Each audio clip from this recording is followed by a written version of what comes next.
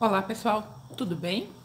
A partir de agora, as aulas serão disponibilizadas no canal, tá? Então eu vou pedir para que vocês inscrevam-se no canal e acionem as notificações para poder receber a aula no momento que eu postar. Então, na aula de hoje, nós iremos iniciar o estudo dos vertebrados, na verdade do reino Animalia, mais precisamente dos invertebrados, ok? Então, para iniciar, eu vou relembrar vocês um pouquinho das características do geral do reino Animalia. Então, muito bem. Reino Animalia é um reino que ele vai reunir todos os seres eucarióticos, pluricelulares e heterotróficos. Abaixo a gente vai rever cada um desses conceitos, tá? Ainda ali, dentro dessa classificação, como características, nós podemos ter o reino Animalia divididos em vertebrados e os invertebrados. Os vertebrados, como o nome já diz, são aqueles indivíduos que estão em classes onde eu vou ter a presença de ossos, de um esqueleto, de uma estrutura craniana, tá? E principalmente da coluna vertebral, tá? Então, falei de vertebrados, como está o nome? Vértebra, já nos lembra, nos remete à coluna vertebral, tá? E também como a formação da abóboda craniana, tá? Que é onde vai ficar, na verdade, esses expêndios, eles existem, tá? Justamente para proteger o nosso sistema nervoso, que mais à frente a gente vai falar também, tá? E do outro lado, os invertebrados, quem vai fazer parte desse grupo são os indivíduos que pertencem à classe onde eu não vou ter essas estruturas, tá? Então, são animais que vão ter como característica a ausência de ossos. Aqui, como eu falei, nós vamos falar um pouquinho, relembrar alguns desses conceitos. O primeiro que nos diz assim, eucariótico, ele faz a referência à proteção do DNA, tá? Então, só para vocês relembrarem, os eucarióticos são aqueles seres vivos, aqueles seres onde eu vou ter a estrutura nuclear protegida por uma membrana. Então, além dos constituintes básicos celulares, que vai ser a membrana plasmática, o citoplasma e o núcleo, eu ainda tenho uma proteção nuclear a mais. Essa proteção, ela justamente existe para proteger o DNA. Ou seja, o DNA é aquela estrutura, tá? São aquelas moléculas constituídas principalmente de ácidos nucleicos, cuja função é transmitir as características genéticas. Veja bem, esse DNA, esse material genético, ele é tão importante para a célula que ele tem uma proteção extra. Então eu digo que eu tenho um organismo com um núcleo organizado, tá? Ali diz mais complexos, porém eu não utilizo muito essa estrutura porque a gente sabe que tanto um vírus, mesmo não sendo um ser vivo como uma bactéria, eles podem sim ter uma adaptação bem complexa também, tá? Mas muitos livros nos trazem essa denominação mais complexo, tá? Mas aí a gente tem que... Há controvérsias, né? De que é que se trata essa complexibilidade, ok? Do outro lado, se eu não for no eucariótico, é o caso dos animais, todos os animais, independente de serem invertebrados ou vertebrados, então eles serão eucarióticos, ou seja, eles terão esse núcleo aqui, ó, esse núcleo protegido por uma membrana extra. A gente chama de carioteca ou membrana nuclear. Do outro lado, se eu não for o eucariótico, eu serei o quê? Um procariótico. É o caso ali, como já está demonstrando ali, as bactérias, tá? Por quê?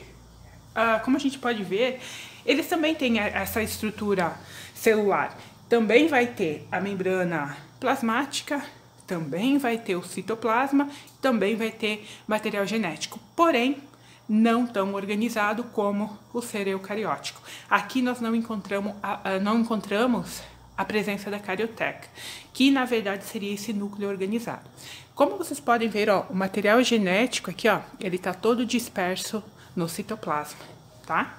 Então aqui são estruturas de núcleo mais simplificado, Porém, como eu disse, nem sempre elas são simples, né? Porque a gente sabe que elas têm uma complexidade delas, uma adaptação em relação ao ambiente, assim, que é bem complexo, assim, se a gente for ver. Então, isso vai variar de autores para autores. Ok? Então, só para vocês relembrarem. Reino animal, animalia, todos os animais, eles vão ter essa célula organizada.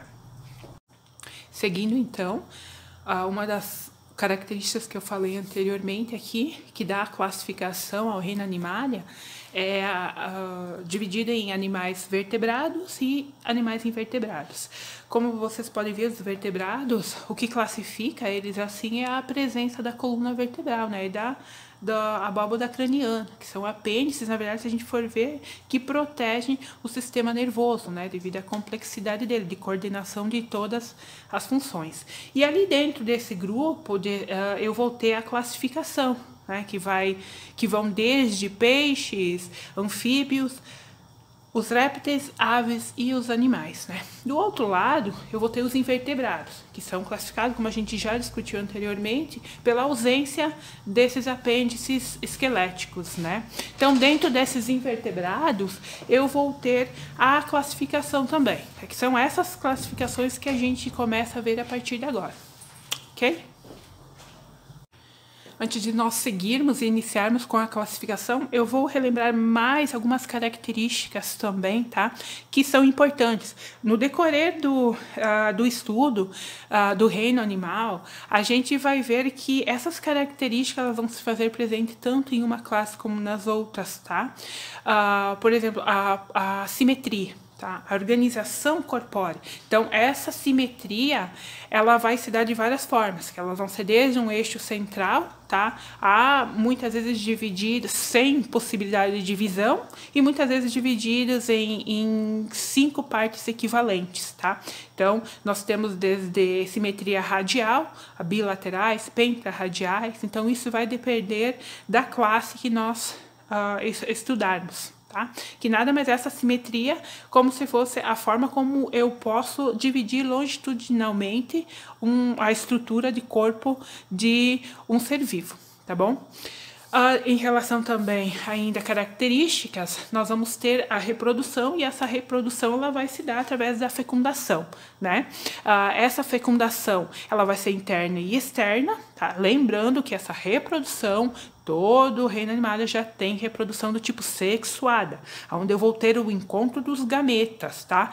O gameta masculino, o espermatozoide, e o gameta feminino, o óvulo, tá? Então, a partir dali, sexuada para todos, tá? A fecundação que ela vai ser um pouco diferente. Ela pode ser fecundação interna ou externa, e o desenvolvimento embrionário ele pode ser direto ou indireto. Então, eu vou usar algumas gravuras, umas imagens, para vocês conseguirem assimilar melhor.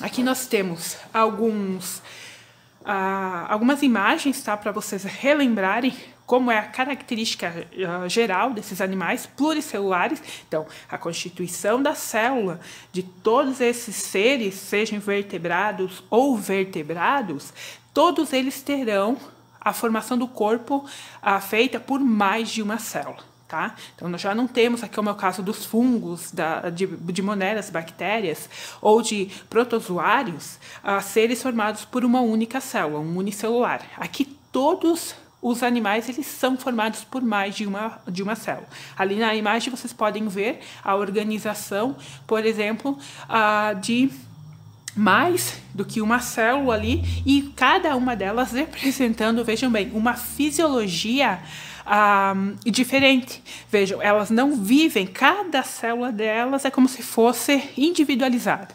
Cada uma delas tem o seu ciclo próprio. Como que eu posso ver isso? Porque cada uma dessas células aqui que vocês estão vendo, ó, representada aqui, tá? Cada uma delas está num momento diferente de divisão. O que representa, ó, que cada uma delas se individualiza, quer dizer, elas não fazem reprodução todas no mesmo momento.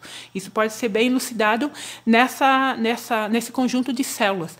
Essa eu utilizei a célula do alho, tá? Então, a gente pode ver ali, da espécie do alho, que cada célula está no momento dela, né? Um momento individual.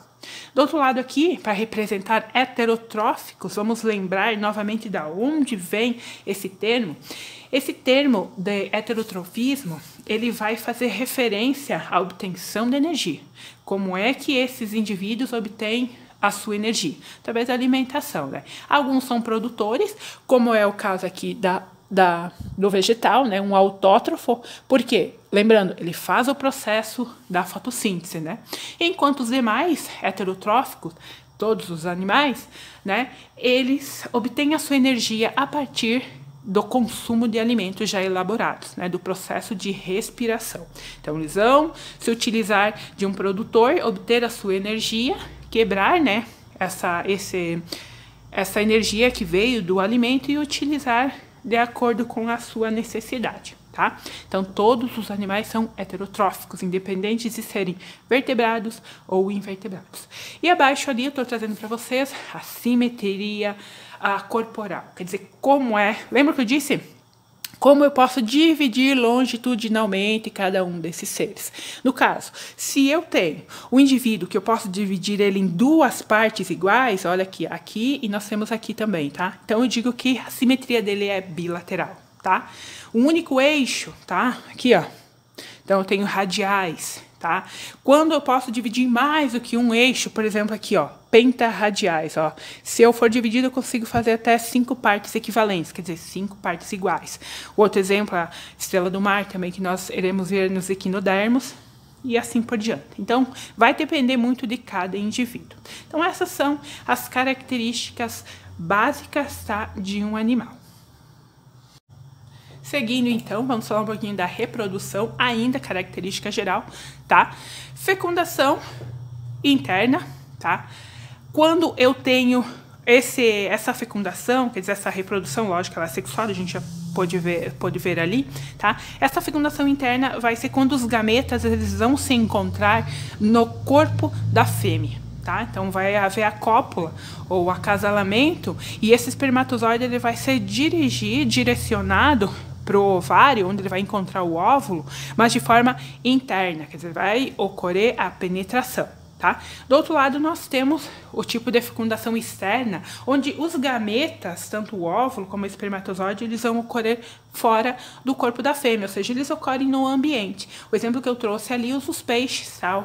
O macho, ele vai lançar o seu espermatozoide na água e a fêmea também lança o óvulo na água, e esse encontro, ele vai ocorrer no meio externo, dentro da água mesmo, tá? Diferente ali, no caso das aves, que a cópula ocorre, ó, é levado para dentro do corpo da fêmea, né? Aqui encontra-se no ambiente e se desenvolve no ambiente externo. Então, logo depois que houve essa fecundação, tá, seja ela interna ou externa, vai ocorrer o desenvolvimento, né, dessa prole, né, do filhote, enfim. Esse desenvolvimento, ele pode ser tanto indireto, que caracteriza, ó, por vários processos, até chegar à fase adulta. Então, eu vou ter aqui, antes dessa fase, aqui, ó, já de lagarta, eu ainda vou ter os ovos, né, que não está aparecendo. Então, os ovos eclodem, sai o indivíduo juvenil, tá? Ele vai passando por transformações, pupa, que a gente chama, até se tornar o indivíduo adulto, tá? Então, esse tipo de desenvolvimento que eu vejo nas borboletas e tantos outros indivíduos, eu chamo de desenvolvimento indireto. No caso do desenvolvimento direto, como a gente pode ver aqui, ó, o juvenil, ele já sai igualzinho ao adulto. A única coisa que ele precisa é crescer, tá? Então, eu já tenho uma miniatura.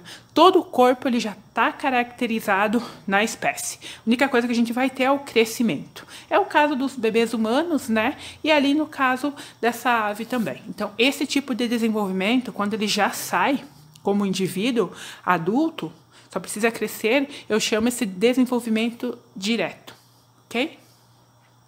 Seguimos, então aqui nós, depois de falarmos de todas essas características, que elas são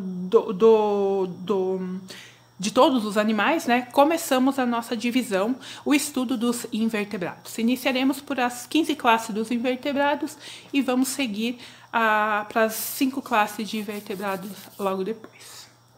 Então, aqui nós temos a primeira classe, que são os poríferos.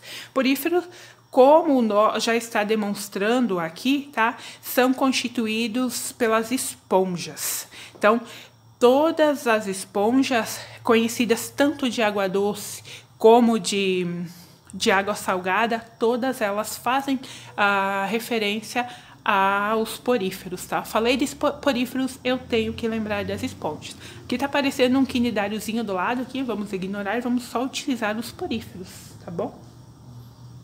Então, bem rapidinho ali para vocês acompanharem as características desses poríferos, a são animais aquáticos, todos eles são aquáticos, porém nem todos são marinhos, tá? A maioria marinho, mas algumas espécies de água doce também. Então ele pode tanto viver em água salgada como em água doce também. A característica principal deles é a ausência de tecidos e órgãos, ou seja, eles são animais constituído apenas por células especializadas, tá?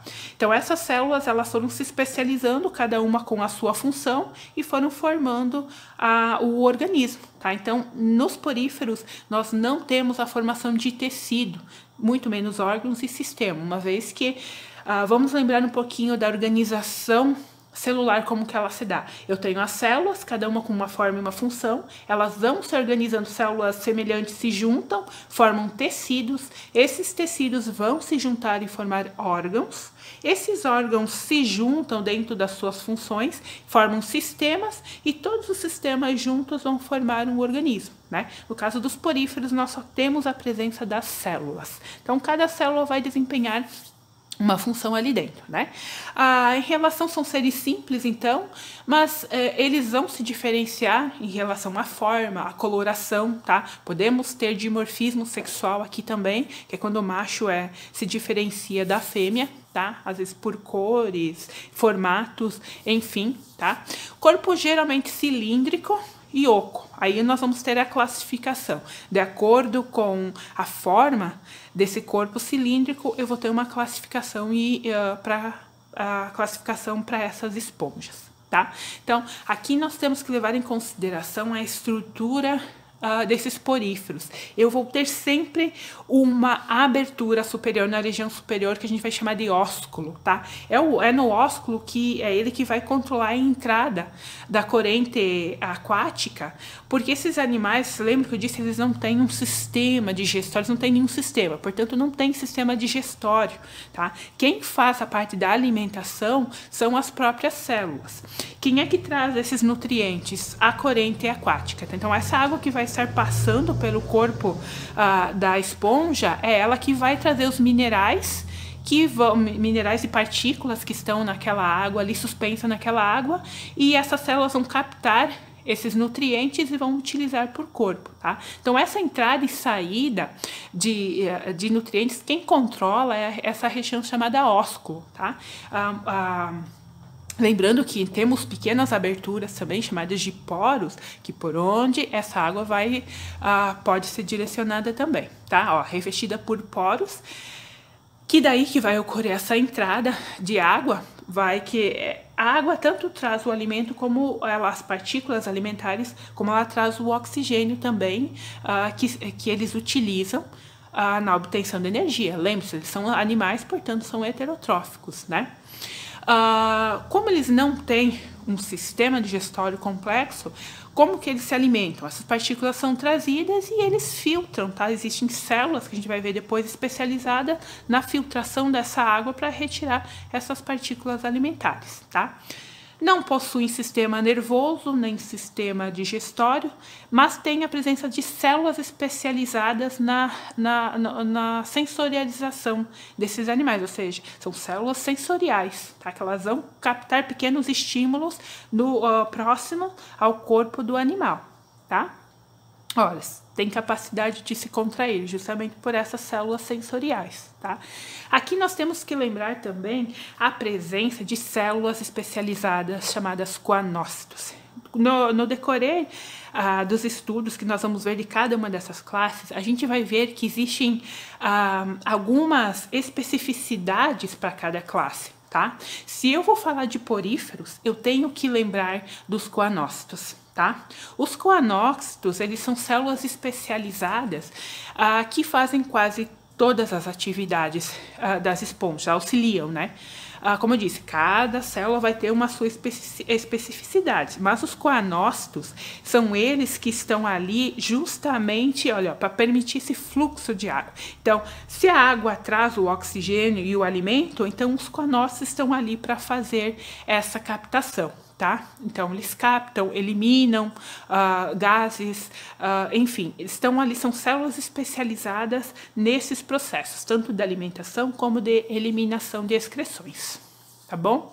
Temos ainda outras células especializadas chamadas espículas, que na verdade elas servem como células que estruturam, tá? Elas dão uma pequena sustentação para esses animais. Lembrando que eles não têm esqueleto, né? Então, nos invertebrados, desculpa, é muito comum a gente ter algumas células que vão dar uma pequena sustentação para o corpo desses invertebrados, né? Lembrando que não é como um sistema esquelético, que isso a gente só vê lá na complexidade lá dos vertebrados, tá? Mas aqui nós temos espículas que elas vão dar essa sustentação para as esponjas, tá? Geralmente é feita de sílica, tirado de partículas de areia, e o carbonato de cálcio, que a gente vai ver, devido à quantidade desses minerais, muitos desses invertebrados marinhos, eles utilizam o carbonato de cálcio na sua constituição de sustentação, tá? Então, nós não vamos ver só nos poríferos,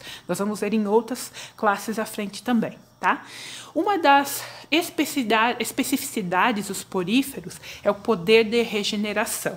Claro, nós não vamos ver a regeneração somente nos poríferos, vamos ver em alguns outros invertebrados também. Então, o que seria essa regeneração? Então, essa regeneração é uma forma de reprodução assexuada que as esponjas têm. Ela vai ocorrer principalmente pelo brotamento. Então, o que seria o brotamento? Partes do corpo que se desprendem da estrutura maior, elas conseguem formar um novo indivíduo a partir dessas células, tá? Então, qualquer pedacinho que se desprender do corpo de um porífero vai formar um novo porífero também, tá? Sempre lembrando que essa reprodução assexuada, ela vai ser caracterizada por um material genético idêntico à mãe, né? A célula da onde ela saiu. Mas, além dessa reprodução assexuada, que a gente vai ver em várias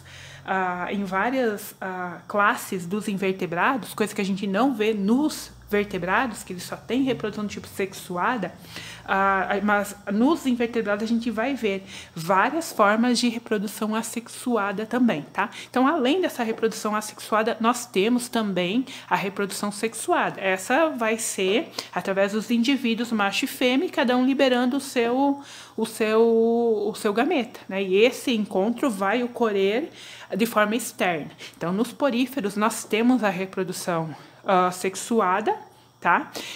Mas a fecundação, ela vai ser externa, tá? Lembre-se, então, esse encontro ocorre fora do corpo da fêmea, tá? Ele vai ocorrer no ambiente. Então, bem rapidinho aqui, troquei os slides para vocês, só para nós fazermos um resumo de como é a organização desses animais, tá? Então, a maioria é aquático, pode ser marinho ou de água doce. Sésseis, que eu até então não tinha falado, o que são esses animais sésseis? São aqueles que eles ficam presos por um suporte, tá? Eles ficam presos, fixados a um substrato. No caso das esponjas, elas podem ficar presas em rochas, outros organismos, navios, então, enfim, mas elas precisam ficar presas a um substrato, tá? Então, esses animais que ficam fixados em algo, eles são chamados de sésseis. Os que ficam livres, eles são chamados de livre nadantes, tá? Que a gente vai ver depois também. tá? Tipo de alimentação. Alimentação dos poríferos, então, na sua maioria, são filtradores, tá? Lembre-se que a gente já falou sobre isso, que quem faz essa filtração, essa retirada de partículas são os coanócitos, são as células especializadas, elas estão aqui, ó, como vocês podem ver, ó. Essa é a abertura, que a gente chama de ósculo, é onde a água vai entrar, passar pelos coanócitos, dessa forma aqui, e vai sair, tá? Pela abertura principal, ou pode sair pelos poros também. Por isso são chamados de porífero, porque nós temos a presença desses pequenos poros, que vão auxiliar, são pequenas entradas, que têm a função também de receber a água, né? E essa água, essa corrente aquática, é que vai ajudar, auxiliar, né? Na nutrição e nas excretas desses animais aqui. Então, aqui eu trouxe várias, ó. Aqui nós já temos uma organização de tecido simples, tá? A presença dos poros. Aqui, ameibócitos, que são pequenas estruturas que eles vão ter a função de retirar partículas que o corpo do animal não queira. As espículas, que são as que vão dar a pequena sustentação, ó, pode ser de duas formas. Então, elas vão ajudar a dar essa sustentação para dar o corpo do animal. Aqui também temos pinacócitos, também assim como os ameibócitos, eles também têm funções funções relacionadas a partículas ou substâncias que entrem dentro do corpo desses animais. Mas, basicamente, aqui eu quero lembrar vocês da importância dos coanócitos, tá? Essa é a referência que a gente tem. Lembrei de porífero, eu lembro dos coanócitos, que é uma das especificidades que esses animais têm. Só vou encontrar coanócitos nas esponjas, tá? Nos poríferos. Que, como eu disse, dependendo da forma, da organização desses animais, eles vão ter uma classificação. Eles podem ser chamados de ascons, cicons ou leucons, de acordo com a estrutura, a forma do corpo que esses poríferos têm, ok? Seguindo, então, aqui com os nossos estudos, lembrando que hoje nós vamos estudar as duas primeiras classes de invertebrados. Terminamos os poríferos, que são animais bem simples, tá? Agora nós seguimos com os quinidários, tá? Outra classe de invertebrados, tá? Porém, cada um com as suas características.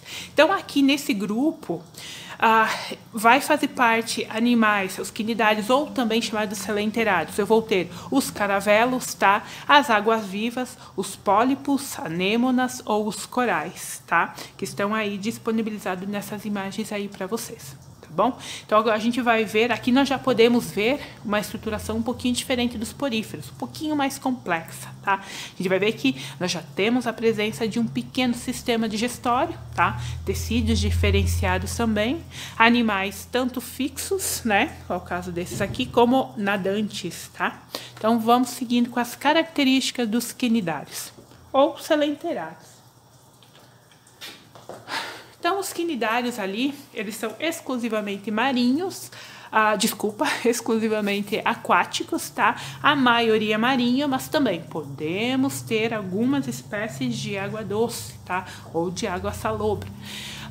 Em relação à morfologia, antes nós tínhamos classificação para os poríferos, que todos eram corpo cilíndrico. O que mudava é que alguns eram mais cilíndricos, alguns mais achatados. Nesse caso aqui nós temos tipos morfológicos bem diferenciados, tá? Podemos ter os pólipos, tá? Que são sésseis, são fixados em algum substrato, como as esponjas, tá? E do outro lado, as medusas. Essas são aqueles organismos que a gente viu antes que nadam, são chamados de livres nadantes. É o caso das águas-vivas, por exemplo, tá? E no caso dos pólipos, são os fixados, eu tenho o exemplo da Anemona domai ou os corais, tá? Então, para mim dividir, é um pólipo, fica fixo. É uma medusa, ela está nadando, tá? É assim que a gente tem a classificação, os tipos morfológicos dos quinidários, tá? Pólipos e medusas, aqui eu já tenho o organismo não só separado em células, tá? Mas também tem o organismo que, além dele ter células, ele já está diferenciado em tecidos, tá? E também em um pequeno sistema. Então, o primeiro sistema que a gente vai ver aqui ainda é primitivo, porém, já está especializado numa função que é da alimentação. Então, aqui, esses animais vão apresentar boca. Porém, a boca, dependendo do tipo, a forma dele, ela se encontra ventralmente, quer dizer, para cima, tá? Ou dorsalmente para baixo. Então, o que vai determinar a presença da boca é como esse animal tem a sua morfologia, ou seja, a sua forma do corpo, tá? Mas, como que ocorre a digestão? A digestão, ela ocorre tanto para um como para o outro da mesma forma. Então, o alimento ele é digerido parcialmente, tá? Através da digestão extracelular, ou seja, o animal vai fazer essa digestão fora do corpo, digerir ela parcialmente, e depois ele vai fazer a sucção e ali ele vai terminar o processo de digestão, tá? Então, nós já temos um animal que consegue digerir o seu alimento, tá? A excreção e a respiração, ela vai ocorrer por difusão, ou seja, pela pele, por um tecido, geralmente pela mesogleia, que é aquela parte, no caso da água viva, que é o que a gente chama de guarda-chuvinha, né? Então, é por ali que esses animais vão fazer a sua excreção e também a respiração. No caso dos pólipos, geralmente pelos tentáculos ou os pequenos tecidos que formam a estrutura do corpo deles, tá? Mas eu já tenho também a excreção já por um tecido especializado, tá bom? Aqui, no caso dos quinidários, assim como nos poríferos eu tinha os coanócitos, aqui nos quinidários eu vou ter uma célula especializada que eu só encontro nos quinidários, que é chamada de quinidócitos, tá? Essa célula, eles vão utilizar, diferente dos poríferos, que usavam os coanócitos para se alimentar, os quinidários utilizam os quinidócitos como uma célula de ataque e defesa, tá? Eles utilizam esses quinidócitos na sua alimentação para capturar pequenos animais, tá? Então, já temos caça aqui, né? Um tipo diferente de predação, né? Ele vai tentar capturar o seu alimento, ok? Então, o que ele faz isso? Esses quinidócitos, então, eles são células que têm como se fosse uma espécie de arpão, onde eles vão lançar uma substância urticante, que vai causar queimaduras na presa e leva a presa geralmente à morte, e com os tentáculos eles vão direcionando até a abertura da boca para fazer a digestão. Então, eles utilizam os quinidócitos para caçar, tá? Todo mundo já ouviu falar da queimadura por água viva. Como nós somos organismos maiores e complexos em estrutura, então para nós, a não ser que tu tenha alguma alergia, mas geralmente só vão causar esse líquido urticante, ele só vai ocasionar uma queimadura. Mas para peixes menores, pode ocasionar a morte. E a partir dali, o quinidário vai se utilizar como alimentação, vai se alimentar dessa caça. Ok? Então, a reprodução dos quinidários, ela também pode ser do tipo assexuada por brotamento, como a gente viu nos poríferos, tá? E também sexuada, quando eu vou ter a diferenciação do macho e da fêmea, cada um com os gametas, tá? Lançando os gametas. E esses gametas vão se encontrar na água também e fecundar ali. Também caracterizando o quê? A fecundação externa com o desenvolvimento de larvas que depois vão virar o indivíduo adulto. Ok? Também temos espécies monóicas e dióricas, tá? Monóicas são termos que a gente não utilizou ainda, são indivíduos que vão portar tanto o gameta masculino como o feminino, a gente chama de hermafroditas, tá? E os dióricos, quando eu tenho separação, o indivíduo é um macho e outro indivíduo vai ser a fêmea. Então, aqui para vocês lembrarem, um resumo das características desse grupo. Então, eles podem ser aquáticos, maioria de água doce, água salgada, marinhas, né? Mas eu posso ter indivíduos de água doce também. Duas formas, ó, os pólipos, também chamados de sésseis. Olha a diferença aqui, ó. Eu vou ter a boca localizada ventralmente, ó, para cima, tá? Porque eles ficam fixados aqui num substrato. Do outro lado, eu posso ter as medusas, onde a boca vai ser dorsal, tá? Porque elas são livre e nadantes. Os tentáculos, de onde vão ser lançados os quinidócitos, que ele utiliza os tentáculos para levar a presa para a boca e fazer a digestão. E, no caso das medusas, os tentáculos também são inversos, tá? Também próximo à boca, ele vai utilizar, lançar os quinidócitos, capturar a presa e levar até a boca para fazer a digestão. Muito bem, mas aqui nós já temos sistema digestório incompleto, somente boca, não temos o ânus, ok? Mas já temos um sistema digestório presente ali. Células especializadas, não só em capturar alimentos, mas como se para defesa também, tá? Então ele já tem uma eficiência um pouco maior, ele não é tão dependente da água, ele já consegue capturar o seu próprio alimento, tá? E a reprodução também pode ser reprodução por brotamento, como a gente viu antes, que é assexuada, ou também sexuada por gametas com fecundação externa.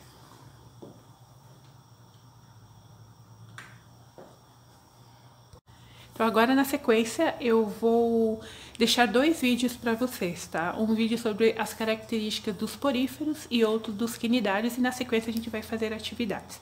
Lembrando que esses vídeos vocês podem encontrar no YouTube.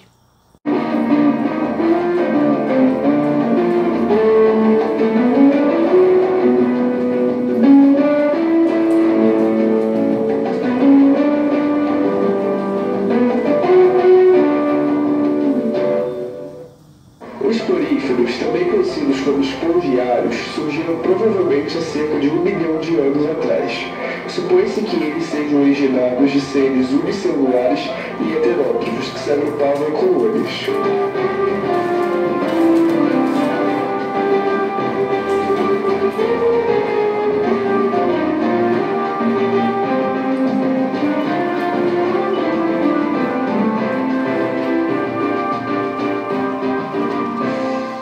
Talvez, ao tomar banho, você goste de se ensaboar usando uma esponja sintética feita de plástico de borracha ou uma bucha vegetal. Mas você já pensou em tomar banho ensaboando-se com os filetes de algum animal? Antes da invenção das esponjas sintéticas, as esponjas naturais eram muito usadas pelas pessoas para tomar banho e na limpeza doméstica, para esfregar panelas e copos, por exemplo. A esponja natural é o esqueleto macio de certas espécies de animais do grupo dos poríferos. Esses esqueletos são feitos de um emaranhado de delicadas fibras de uma proteína chamada espongina. Esses animais são exclusivamente aquáticos, predominantemente marinhos, mas existem algumas espécies que vivem em água doce. Não possuem tecidos bem definidos nem apresentam órgãos ou sistemas. Apesar disso, a maioria é capaz de se contrair quando submetida a estímulos fortes transmitidos de célula para célula. Os poríferos podem variar quanto à forma, cor e tamanho, e vivem fixos às rochas ou em estruturas submersas como conchos, onde podem formar colônias de coloração variadas. Podem ser encontrados desde regiões mais rasas das praias até profundidades de aproximadamente 6 mil metros. Alimentam-se de restos orgânicos ou de micro-organismos que capturam filtrando a água que penetra seu corpo, como veremos adiante.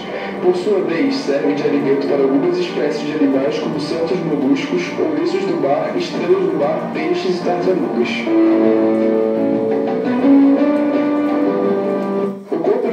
É cilíndrico e possui células que apresentam uma certa divisão de trabalho. Algumas dessas células são organizadas de tal maneira que formam pequenos orifícios denominados poros em todo o corpo do animal. Observe no esquema que a água penetra no corpo do animal através dos vários poros existentes em seu corpo. Ela alcança então uma cavidade central denominada átrio. Observe também que a parede do corpo é revestida externamente por células achatadas que formam a epiderme. Já internamente, a parede do corpo é revestida por células denominadas coanócitos. Cada coanócito possui um longo flagelo. O batimento dos flagelos promove um contínuo fluxo de água do ambiente para o átrio do animal. A essa água estão misturados restos orgânicos e micro-organismos que são capturados e digeridos pelos coanócitos. O material digerido é então distribuído para as demais células do animal. Como a digestão ocorre no interior de células, disse que os poríferos apresentam digestão intracelular. Os poríferos são animais filtradores, já que filtram a água que penetra em seu corpo, retirando dela alimento e gás oxigênio. Depois disso, a água com resíduos do metabolismo desses animais é eliminada para o ambiente por meio de uma abertura denominada ósculo. O esqueleto das esponjas é formado por diversos tipos de estruturas de sustentação. Entre elas destacam-se as espículas de calcário ou de sílica, com formas variadas e uma rede de proteínas chamada espongina. Em certas esponjas, o esqueleto não possui espículas, mas tem a rede esponjina bastante desenvolvida. As esponjas desse tipo é que foram muito utilizadas no passado para banho e limpeza, como já citamos. A reprodução sexuada pode existir, consistindo em fecundação dos espermatozoides com óvulos do mesoído, resultando em uma blasto ciliada que, após algum tempo vivendo como componente do plâncton, se fixa no substrato e se torna uma esponja verdadeira. Apesar de a maioria das esponjas ser monóica, há espécies dioicas com sexos separados. Confira agora um pequeno documentário legendado que mostra um pouco da vida dos poríferos no fundo do mar. These ghostly exhalations are proof that the sponge is actively pumping. With no mouth, it sucks water directly through its sponge-like body walls, which are shot through with millions of narrow canals and tiny chambers. How does it do it? What secrets hide within the belly of this beast? The best way to find out is to enter one of the many portals into the sponge's secret inner world.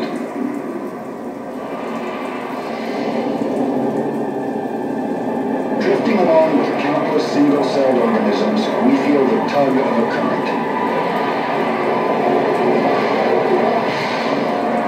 In the wonderland within, this sponge's cells all work for the common good, but they do it in wildly different ways.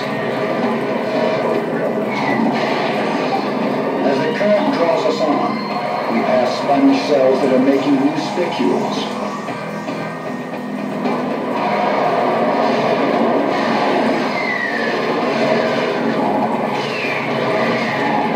The walls themselves are treacherous. They can simply engulf their unfortunate prey.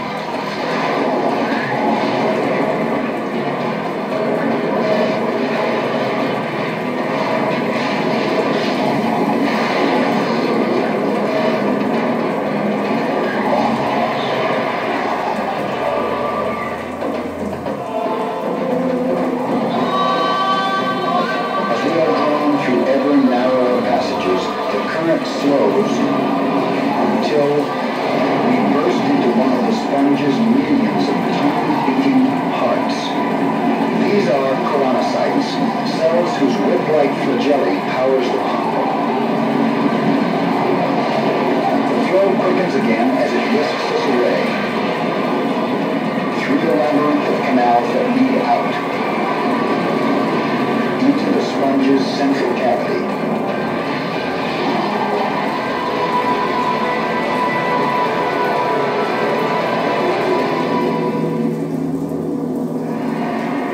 Seemed barely alive is actually a living animal, more complex than we could have imagined.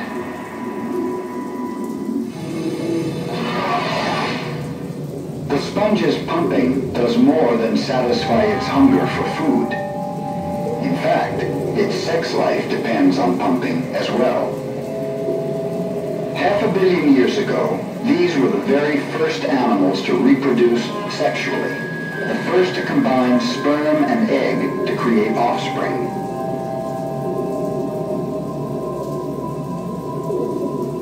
Set adrift, some sperm will be lucky enough to enter another sponge of the same species.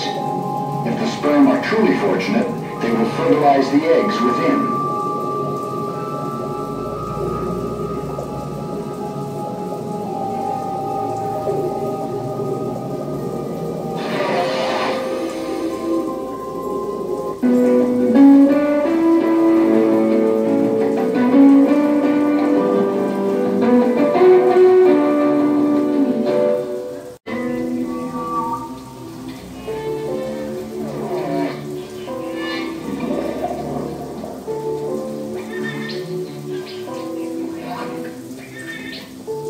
Biodiversidade.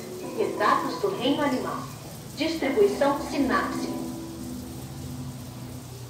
Anêmonas e companhia.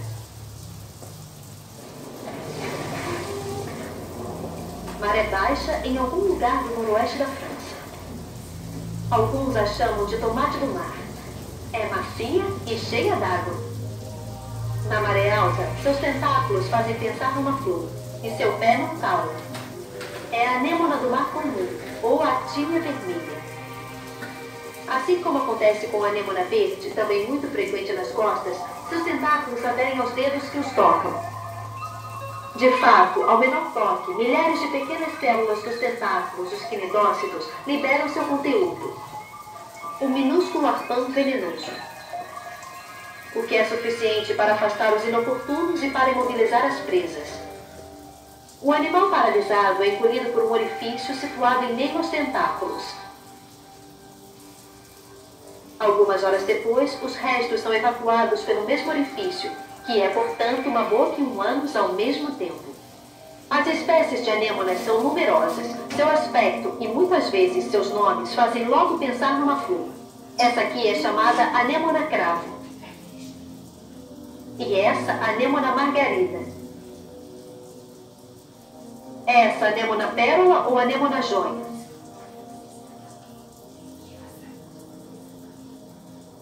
E aqui, anêmona dália e anêmona morango.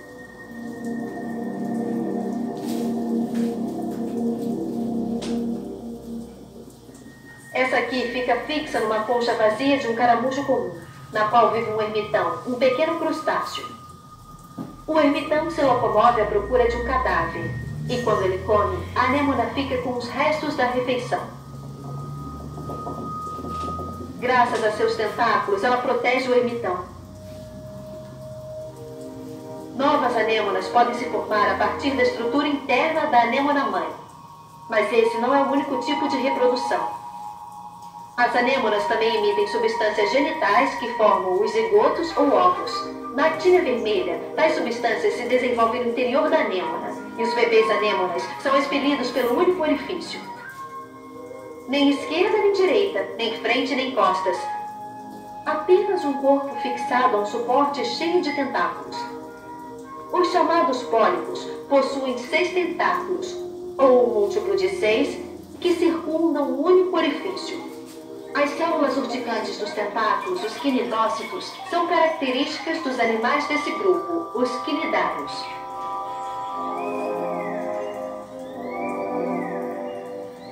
Tentáculos que queimam. Parece uma água viva. O contato com certos tipos pode provocar queimaduras graves.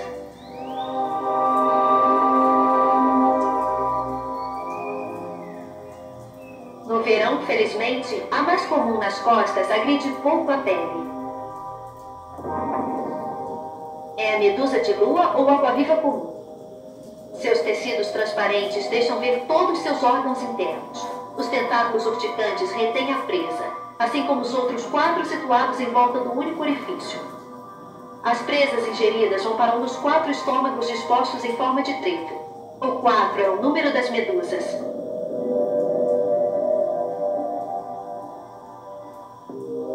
De seus ovos saem os pólipos, primeiramente bem brancos, depois alaranjados. Eles se dividem formando pilhas de pequenas medusas que vão se separar em seguida. E existem quinidários mais discretos que as medusas ou as anêmonas. Na superfície das algas, essa minúscula relva é formada por um grande número de pólipos. A colônia cresce por alongamento e ramificação dos pés, que fixam esses pólipos. Muitos quinidários vivem de fato em colônias. Nas grandes profundezas de certas costas, podemos observar pólipos brancos ou um leque de gorgônias. O 8 é o número desses aqui.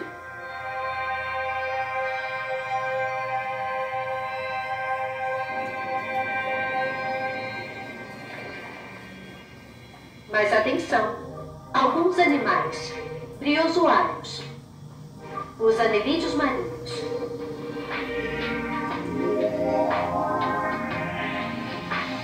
assídeos, às vezes parecem quinidários, mas nenhum de seus tentáculos é venenoso. A hidra verde é um dos raros quinidários de água doce. Das 10.000 espécies existentes, 99% são marinhas. Nas zonas tropicais, são essas espécies que formam grande parte dos recifes corais, cujas estruturas são revestidas de calcário que protege os pólipos contra espécies que vivem em colônias. servem de abrigo a muitos animais. Ao menos para 1.500 espécies de peixes e mais de 4.000 moluscos. Hoje, essa biodiversidade está ameaçada, pois os corais são muito sensíveis ao aumento da temperatura dos oceanos e às atividades humanas.